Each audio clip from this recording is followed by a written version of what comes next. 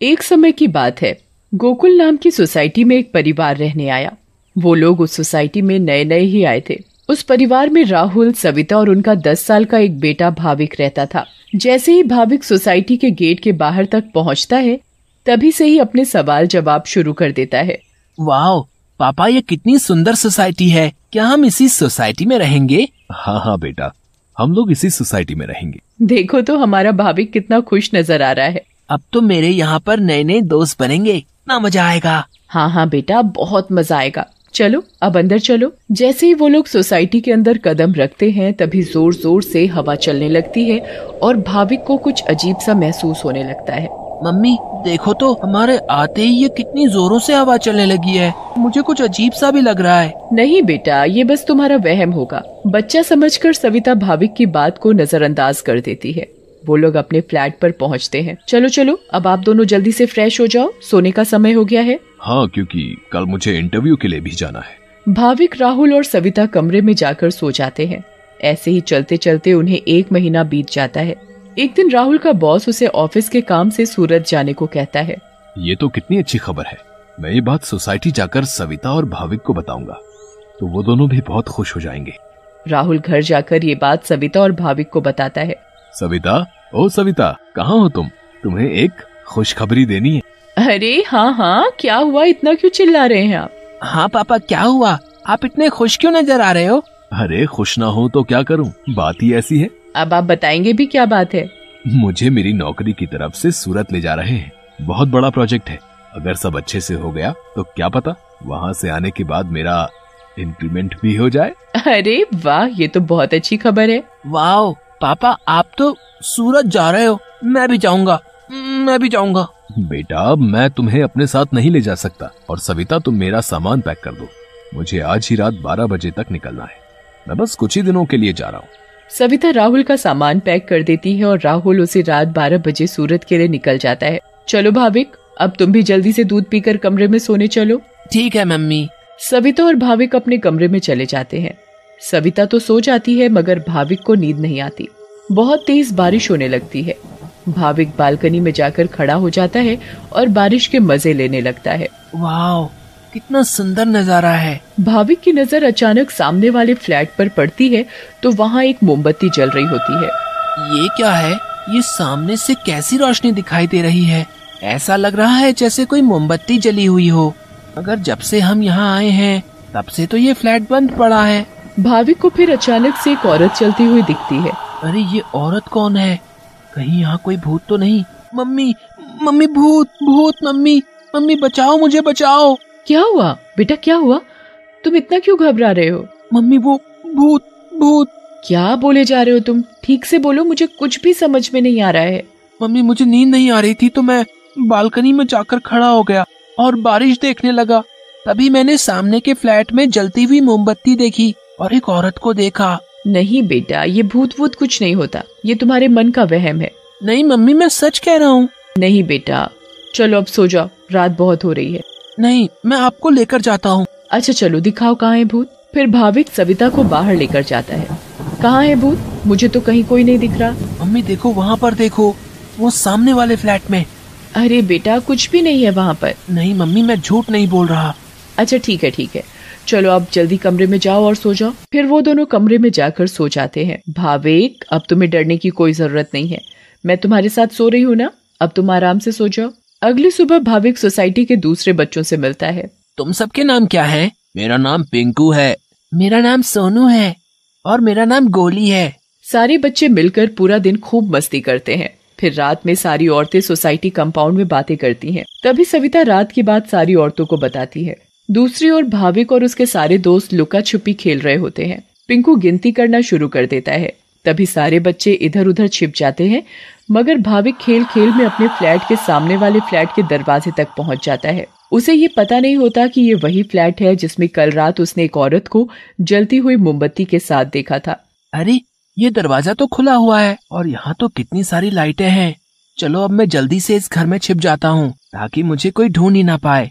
वो जगह ठीक है, मैं उस कमरे में जाकर छिप जाता हूँ। भाविक जैसे ही उस फ्लैट के कमरे की ओर जाने लगता है, वैसे ही बाहर की सारी लाइट्स लुप लुप होने लगती हैं। ये क्या हो रहा है यहाँ पर? अचानक ये लाइटें लुप लुप कैसे होने लगी? भाविक इधर उधर देखने लगता है। तभी भाविक की नजर दरवाजे के ऊपर पड़ती है। दरवाजे के ऊपर क्या लिखा हुआ है? भूत! मम्मी, मम्मी बचाओ बचाओ! भाविक चिल्लाते हुए सोसाइटी कंपाउंड में जा पहुंचता है। अरे, ये आवाज तो भाविक की लग रही है। ये तो भाविक की ही आवाज है। भाविक की आवाज सुनकर सारी औरतें और आदमी कंपाउंड में जमा हो जाते हैं। तभी वो देखते हैं कि सामने से भाविक भागते भागते चला आ रहा है। मम्मी, मम्मी, वहाँ सच में वहाँ भूत है। क्या हुआ बेटा भाविक? हाँ बेटा, क्या हुआ? तुम इतने घबराए हुए क्यों लग रहे हो? हाँ बेटा, कुछ तो बताओ। कहीं तुमने फिर से सामने वाले फ्लैट में भूत तो नहीं देख लिया? भूत? भूत? कहाँ है भूत? मैं छुपने के लिए एक फ्लैट में चला गया क्योंकि उसका दरवाजा खुला हुआ था। मैंने वहाँ लिखा देखा। क्या लिखा देखा और कहाँ देखा? कि यहाँ से चले जाओ वरना मैं तुम्हें मार दूंगी। चलो बेटा, तुम हमें वहाँ लेकर चलो। हाँ, चलो अंकल, मैं आपको वहाँ लेकर चलता हूँ, आप खुद ही देख लेना। भाविक सभी लोगों को उस फ्लैट में लेकर जाता है। कहाँ लिखा है बेटा? अरे, यहीं तो लिखा था। चलो भाई, यहाँ तो कुछ भी नहीं है। बेटा भाविक, चलो अब चलो। सभी लोग भाविक को वहाँ से ले जाते हैं, मगर भाविक उस दरवाजे को देखते देखते चलता है। नहीं अंकल, मैं सच बोल रहा हूँ। हमें इस बच्चे की बात एक बार मान लेनी चाहिए और आज रात मिलकर सोसाइटी पर नजर रखनी चाहिए। हाँ, आप सही बोल रहे हो। क्या पता ये सब सच हो। तो ये तय रहा कि आज रात हमारे पति सोसाइटी की देखभाल करेंगे। उस रात 3 आदमी सोसाइटी के गेट पर खड़े रहकर सोसाइटी की देखभाल कर रहे थे। मुझे जरा बाथरूम जाना है, मैं बस अभी जाकर आता हूँ। हाँ ठीक है, तुम होकर आओ। क्या हुआ जी? गुड्डू को बहुत डर लग रहा है और वो बोल रही है कि आप ही उसे सुलाएंगे, तो आप जरा ऊपर आकर उसे सुला जाएंगे? ठीक है, अभी आता हूँ। दूसरा आदमी पहले आदमी से बोलता है। मैं जरा अपनी बेटी को सुलाकर आता हूँ, उसे डर लग रहा है। अब सोसाइटी के दरवाजे पर सिर्फ रमेश यानी तीसरा आदमी ही बचता है। कहाँ रह गए ये दोनों? वो आदमी इधर उधर घूमता रहता है और अब उसे भी अकेले डर लगने लगता है। तभी उस आदमी को किसी औरत का साया दिखता है।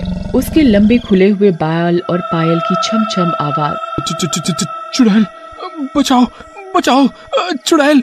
फिर अचानक वो चुड़ैल उसके सामने आ खड़ी होती है और आदमी बहुत तेज चिल्लाता है और वहीं बेहोश हो जाता है। अरे, ये चिल्लाने की आवाज किसकी आई? हाँ, आवाज तो मुझे भी आई। चलो चलकर देखते हैं। सारे सोसाइटी वाले अपनी बालकनी में आ जाते हैं तो वो क्या देखते हैं कि वहाँ रमेश बेहोश पड़ा हुआ था। ये आवाज कैसी आई थी? फिर सोसाइटी वाले नीचे आ जाते हैं तो वो वहाँ पर रमेश को जमीन पर पड़ा हुआ देखते हैं। सब जल्दी से नीचे आते हैं। सविता और भाविक भी नीचे आ जाते हैं। अरे, कोई इन्हें होश में लाओ। उठिए भाई साहब, उठिए। फिर कुछ ही देर में रमेश को होश आता है और वो सारी बात सोसाइटी वालों को बताता है जो उसके साथ कुछ देर पहले हुई थी। तभी सोसाइटी में अजीब सी आवाजें आने लगती हैं। मम्मी, देखा ना, मैंने बोला था ना कि भूत है। हाँ बेटा, तुम सही कह रहे थे। तभी सोसाइटी के बीचों बीच धुआं उठने लगता है और वहाँ वो चुड़ैल आ जाती है। कौन हो तुम और क्यों हमें इतने दिनों से परेशान किया हुआ है? हाँ, बताओ, क्यों तुमने इतने दिनों से इन लोगों को परेशान किया हुआ है? हम भी तो इसी सोसाइटी में रहते हैं। तुमने कभी हमें तो परेशान नहीं किया, तो इन लोगों को ही क्यों? हाँ, बोलो बोलो। तुम्हारी वजह से मैं कितना डर गई थी। बताती हूँ, सब बताती हूँ। कई सालों पहले जब मेरी शादी हुई तो मैं और मेरे पति रवि सविता के सामने वाले फ्लैट में रहने आए। हम बहुत खुश थे, पर अचानक मेरी माँ की तबीयत खराब होने की वजह से मुझे कुछ दिन के लिए यहाँ से जाना पड़ा और तभी सविता के फ्लैट में एक बहुत सुंदर लड़की रहने आई। रवि उस लड़की को पसंद करने लगे थे और वो लड़की भी। उस लड़की को ये बात नहीं पता थी कि रवि शादीशुदा है। मैं जब वापस आई और मुझे ये सब पता लगा तो मैंने रवि को समझाने की बहुत कोशिश की, बहुत लड़ाई की, पर वो नहीं माने। रवि मुझे छोड़कर उस लड़की से शादी करना चाहते थे और एक दिन रवि और वो लड़की चुपके से अचानक कहीं चले गए। मैंने उन्हें ढूंढने की बहुत कोशिश की मगर वो मुझे कहीं नहीं मिले और एक दिन मैंने उन दोनों को बाजार में साथ देखा। उन दोनों ने शादी कर ली थी। मैं भागते हुए घर आई और ये बात मुझसे बर्दाश्त नहीं हुई और उसी रात मैंने फ्लैट से कूदकर अपनी जान दे दी और उस दिन से इस फ्लैट में किसी को रहने नहीं देती जिसमें सविता और उसका परिवार रहता है। हमें बहुत दुख हुआ सुनकर जो भी तुम्हारे साथ हुआ, पर इसमें मेरे और मेरे परिवार का क्या कसूर है? हाँ आंटी, आप तो अच्छी आंटी हो, ऐसे कैसे कर सकती हो? चुड़ैल भाविक की मासूमियत देखकर पिघल जाती है। ठीक है, अब मैं तुम लोगों को कभी परेशान नहीं करूंगी। ऐसा कहते ही वो चुड़ैल हवा में गायब हो जाती है और कभी किसी को परेशान नहीं करती।